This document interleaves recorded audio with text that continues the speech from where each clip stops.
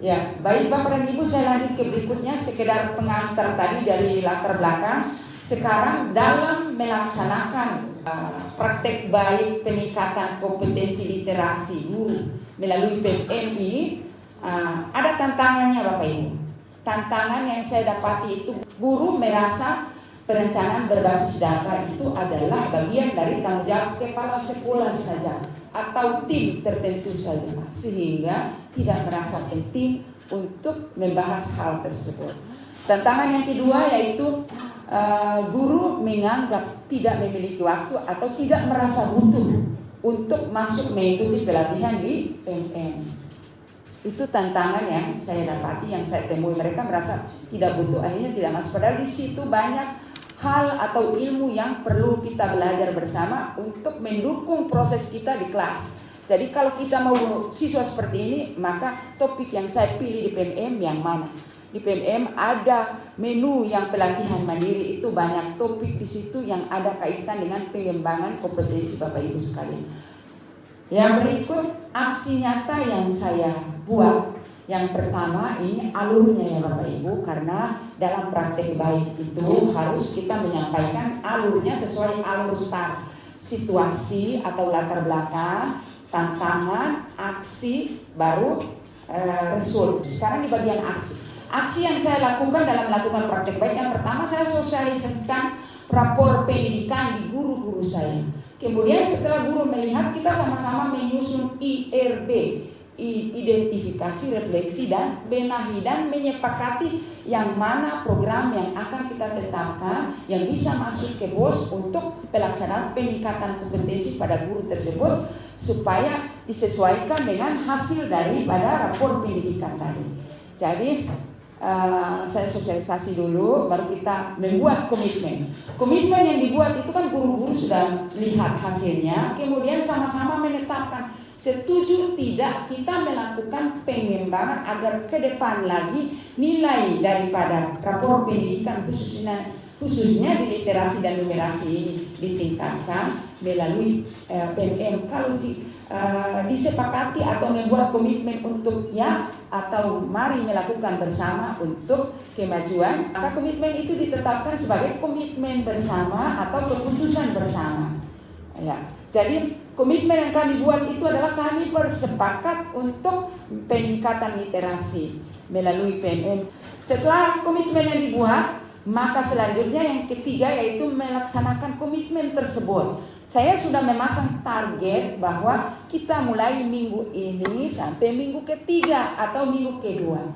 Nah, sudah memasang target itu berarti sudah pelaksanaannya. Saya mengontrol seluruh gurunya di dalam target tersebut.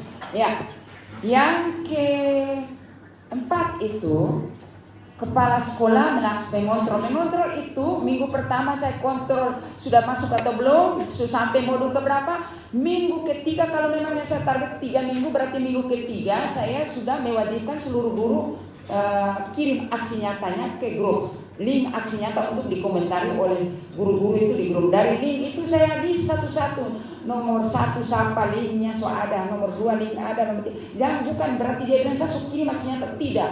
Linknya dikirim ke grup. Saya data satu persatu. Saya simpan sebagai bukti bahwa saya melakukan hal tersebut dan seluruh guru saya mengumpul aksi nyata tersebut. Ya, selanjutnya sampai pada terakhir guru semua sudah memiliki sertifikat PMM khusus pada topik literasi. Ya, hasilnya adalah guru memahami penerapan peningkatan literasi murid melalui PMM. Yang kedua, hasil yang kedua itu 100% guru SMP 3 memiliki sertifikat PMM khususnya topik literasi. Topik lain saya belum tahu, tapi topik literasi seluruh guru punya ada.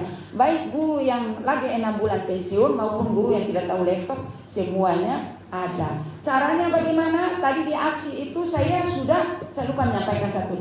Di aksi itu sudah saya mengelompokkan. Kita punya guru itu ada 4 yang tidak bisa komputer tapi tidak bisa, ada yang tidak bisa. 4 itu didampingi oleh 4 orang. Tapi ketika yang satu bantu dia harus lulus itu sama-sama dulu. Jadi saya bilang harus sama-sama supaya mengerti karena pelajarannya beda-beda. Yang berikut, ya, refleksi untuk diri saya maupun guru, untuk diri saya sebagai kepala sekolah perlu memahami guru. Artinya kalau mau dia bikin itu harus pahami dia dengan tidak menjatuhkan derajat kepala sekolah.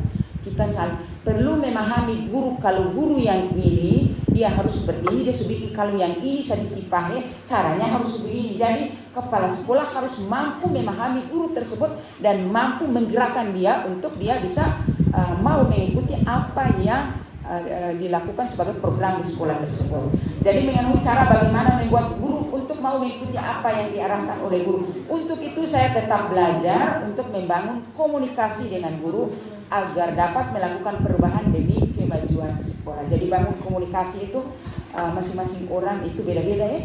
Sebagai guru juga harus menyadari bahwa perubahan itu begitu cepat dan harus terus dilakukan sesuai dengan kemajuan teknologi.